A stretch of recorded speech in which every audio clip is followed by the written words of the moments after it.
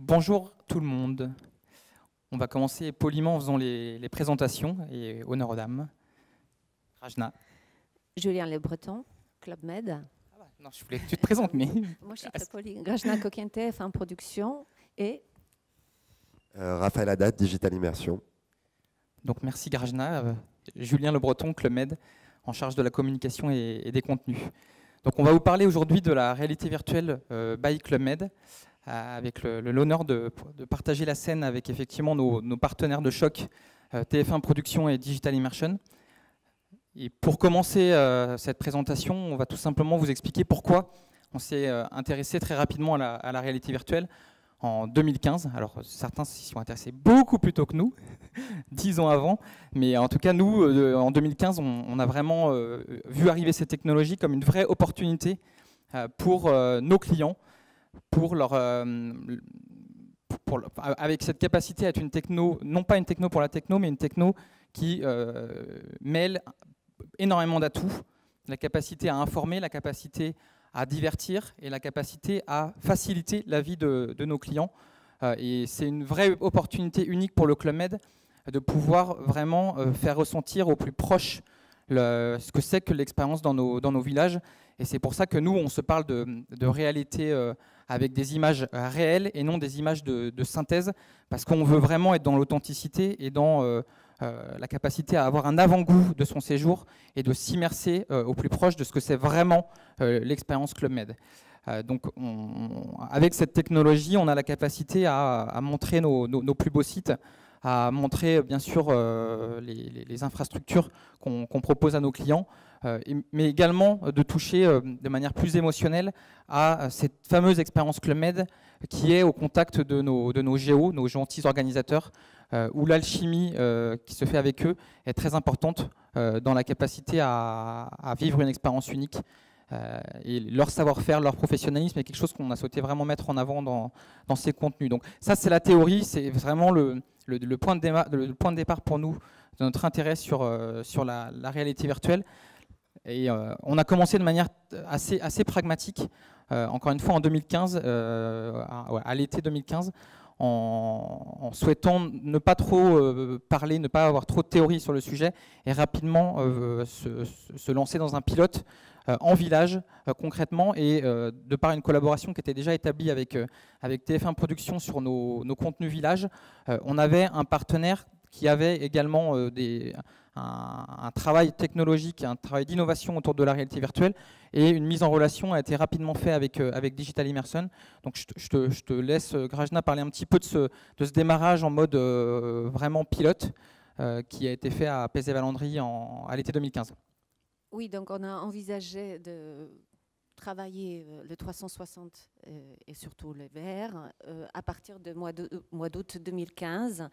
À cette époque-là, on avait déjà l'expérience avec Club Med de films classiques. Donc l'écriture de films classiques est complètement différente. Pour le 360, il faut savoir qu'il n'y a jamais un objectif, il n'y a jamais un zoom, il n'y a jamais le centre d'attention. Tout est en 360, donc chacun regarde comme il le souhaite, comme vous le saviez déjà. Donc en août 2015, on a démarré cette idée de tourner le film en 360 pour Club Med, en ayant déjà l'expérience de films classiques qu'on a déjà en amont tourné dans plusieurs villages de Club Med. Et à ce moment-là, on a contacté Digital Immersion. Raphaël, il est avec nous, le réalisateur de tout le Club Med 360. Depuis, on a tourné 12 films, on a tourné 14 films, dont 12 qui sont déjà en ligne. Et on a commencé par Pézé-Valandry, donc notre aventure à la montagne. Pour vous montrer le potentiel que représente la réalité virtuelle, un petit film qui a été lancé au démarrage, donc en mars 2016, qui vous montre ce qu'offre à un client la réalité virtuelle pour le Club Med, à savoir explorer sa chambre, encore une fois, découvrir le site où se trouve le village, tester les activités sportives, parce que c'est un vrai élément clé de proposition et de promesse du Club Med en village, et également, encore une fois, être au contact de nos équipes géo avec tous leurs services et tout leur savoir-faire. Donc ça marche pas. Hop.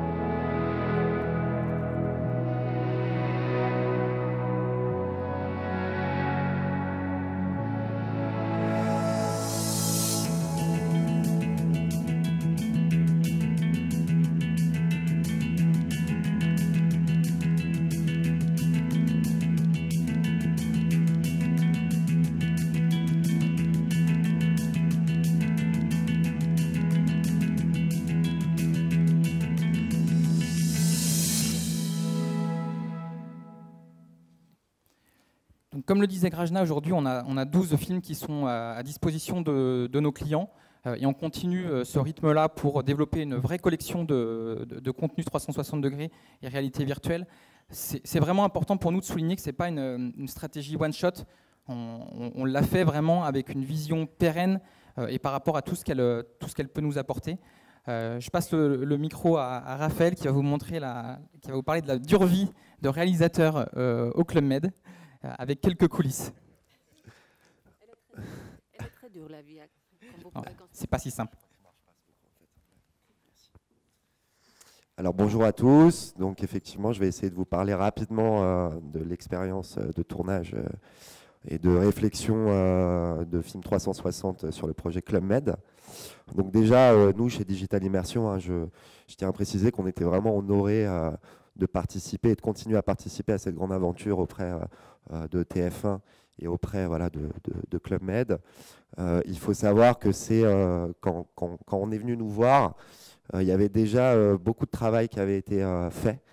Et en fait, on s'est très vite rendu compte qu'on avait des gens en face de nous qui savaient de quoi ils parlaient, qui avaient de vraies exigences. Et ça, en tout cas en 2015, toujours actuellement, mais un petit peu moins, c'était assez rare en fait d'avoir des gens qui venaient nous voir avec des choses bien précises en tête et une très bonne connaissance de la technologie en amont de tout projet réalisé. Voilà. Ensuite, au niveau du tournage, donc effectivement, comme Julien le précisait, on a un rapport à l'origine un petit peu de ce genre de contenu, c'est-à-dire le rapport à l'immobilier. Moi, quand j'ai commencé à faire des choses en 360, notamment en photo, effectivement, c'était des projets d'immobilier, des visites d'appartements, de musées, des choses comme ça. Et donc, on retrouve dans Club Med cette dimension-là. Et on la dépasse parce que, notamment lié toujours aux exigences du côté de chez Club Med, on a beaucoup d'images de sport, on a des images sous-marines, on a beaucoup d'images aériennes. Donc si vous voulez, notamment vis-à-vis du pilote, le premier film, donc PZ Valandry, je vous invite à le voir, il est disponible sur Internet, vous tapez Club Med 360 sur YouTube et vous pourrez voir ce premier film dédié au village de PZ-Valandry. Il est extrêmement différent du dernier, c'est-à-dire qu'il y a eu une évolution flagrante en fait sur toute cette collection de films, que ce soit au niveau de l'histoire, c'est-à-dire qu'il a fallu bien qu'on se comprenne et qu'on aille tous dans la même direction. C'est un travail à plusieurs mains en fait. Donc au niveau de l'histoire qu'on va retrouver dans chacun des films, une sorte de micro-histoire en fait qui vous invite à vivre un séjour dans tel ou tel village. Il y a eu une vraie évolution qui est flagrante dans les vidéos. Et ensuite, effectivement, techniquement également, comme je pense que vous devez le savoir, en tout cas s'il y a des créateurs de contenu ici, le matériel évolue très vite, il y a beaucoup de nouvelles caméras, de nouveaux moyens de capter. Donc effectivement, déjà au niveau du matériel utilisé, il y a aussi une évolution constante. Et après, voilà, donc il y a un rapport aussi à la gestion de projet, la gestion de tournage sur place qui est très intéressante dans le sens où Les clubs sont ouverts hein, quand on fait les films. Donc il y a des clients, il y a des gens qui sont là pour passer leurs vacances, donc ils n'ont pas spécialement envie de voir un drone passer au-dessus de leur tête. Enfin, donc il y a tout un rapport à l'organisation aussi qui est très intéressant et très stimulant. Voilà. Et puis après, il y a beaucoup de situations cocasses liées aux problèmes climatiques, aux choses comme ça, parce qu'on a un temps assez réduit. Alors, par rapport à ces histoires cocasses, quand on était à Cancun, normalement, il fait toujours très, très beau. Normalement, toujours le ciel est bleu et il fait vraiment, vraiment le temps super. Sauf que quand on était là-bas, il y a eu beaucoup de vent. Donc, le premier jour, on n'a pas pu faire décoller les drones. Le deuxième jour, non plus. Le troisième arrive et on s'est dit comment on va faire. Il nous faut quand même le plan aérien. Et bien, qu'est-ce qu'on fait? On prend un hélicoptère et puis avec un hélicoptère, on a fait tout ce qu'il fallait. Le plan en 360, on le voit un peu. Donc, je vous invite à voir vraiment Cancun, qui est un site absolument magnifique, même avec l'hélicoptère. Alors, je précise qu'on a quand même craché un drone à Cancun aussi. En tout cas, on s'adapte aux éléments et ces photos montrent que, blague à part, il faut vraiment toujours effectivement composer avec la présence de nos clients, de nos GM, et parfois se lever très tôt justement pour capter les plus belles images. Ce qu'on voulait partager également avec vous, encore une fois dans cette logique de stratégie pérenne, c'est que pour nous, on se parle de réalité virtuelle, on parle également de contenu 360 degrés, et le potentiel que ça représente pour nous, c'est la capacité à la fois être présent sur un desktop en ayant une sorte de visite virtuelle nouvelle génération, mais également une présence sur les mobiles avec de la fonction gyroscopique qui permet quand même d'être déjà acteur du visionnage de sa vidéo, et ça c'est extrêmement intéressant pour nous, encore une fois sur ce device qu'est le mobile, qui est de plus en plus clé en marketing, et évidemment l'expérience la plus amplifiée et la plus forte se passe en réalité virtuelle, et tout ça en mode multi-écran nous permet également d'aller sur tout le parcours client et sur tous les canaux et de servir la formation de nos vendeurs sur des aspects même très internes, une utilisation sur les réseaux sociaux, encore une fois avec ces contenus 360 degrés où il y a un énorme potentiel et une énorme appétence de la part de nos communautés. Évidemment réenchanter les points de vente, être présent sur des événements. Donc j'ai quelques photos pour vous montrer la richesse de cette présence et de cette utilisation. Donc là on voit une photo de notre magasin des Champs-Élysées. C'est un parmi de nombreux points de vente, et en l'occurrence en quelques mois 100% de nos points de vente étaient équipés de casques de réalité virtuelle, et on a eu une adhésion de nos commerciaux extrêmement forte qui le prennent vraiment comme un outil de vente et comme un outil de connexion et d'enrichissement de la relation avec les clients et les prospects. Donc 100% de nos points de vente. On a une autre photo ici à Moscou où on a également un point de vente. C'est également une présence sur des salons touristiques, notamment ici à Sydney, où là l'enjeu c'est plus de faire connaître tout simplement la marque Club Med, où il y a moins de notoriété sur la marque et ce que c'est qu'en réalité les vacances all-inclusive. Donc c'est un outil extrêmement fort pour justement éduquer et faire de la pédagogie.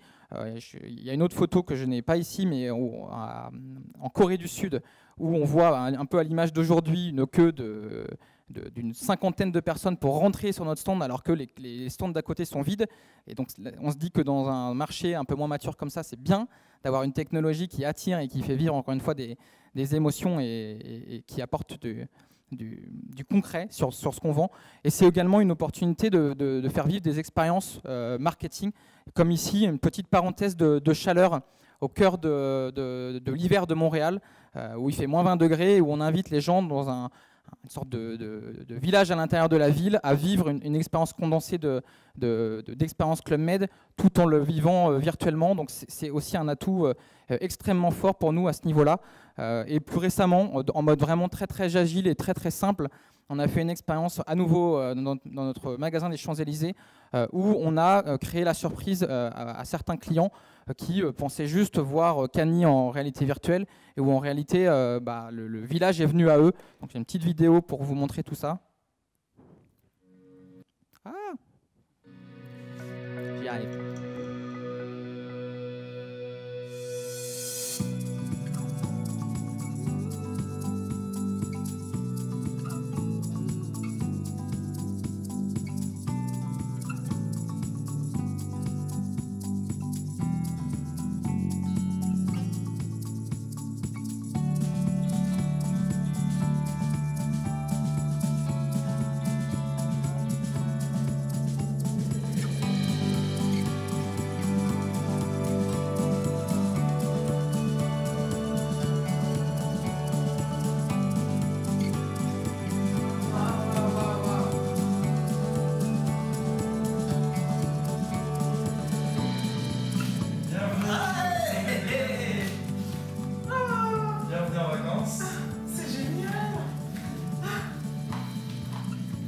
Bienvenue en vacances. La surprise, merci. Merci. Bienvenue dans le village de Clavier. C'est géant. Un mercredi après-midi normal à l'Agence des Champs-Élysées. Plus sérieusement, c'est vraiment une occasion unique pour nous de mixer réel et virtuel, et ça s'inscrit vraiment à la fois dans notre nouvelle stratégie de marque et la nouvelle plateforme Club Med Amazing You que vous avez vu certainement sortir en ce début d'année, mais plus globalement sur ce qu'on veut faire de la réalité virtuelle de plus en plus, à savoir une opportunité d'apporter de l'interactivité, de l'expérientiel, de la surprise à travers tout ce champ des possibles et tout ce terrain de jeu qui nous est offert. Donc on explore actuellement énormément de choses autour de ça pour rendre notre client de plus en plus acteur des expériences, et on va jusqu'à des réflexions autour de live streaming 360 degrés, notamment sur le lancement de nos nouveaux villages. Donc on a un champ des possibles extrêmement puissant devant nous, et on est en train de travailler, donc c'est encore confidentiel, mais on a plein de belles choses qui arrivent, et encore une fois avec nos partenaires TF1 Productions et Digital Immersion. Donc restez en éveil parce que ça arrive très bientôt. Est-ce qu'il y a quelques minutes pour les questions? 3 minutes.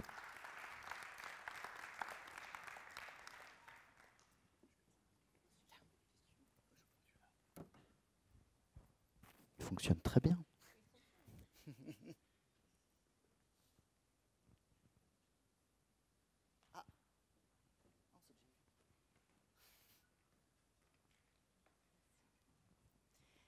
Quelle est l'histoire qui est racontée à travers ces petits films? Comment vous avez pensé la narration? Enfin, en quoi c'est différent d'une visite? En fait, c'est toujours les histoires qui sont écrites sur une base d'un brief, donc un vrai souhait de Club Med de communiquer sur leur infrastructure, les positionnements et l'équipement et tout ce qui est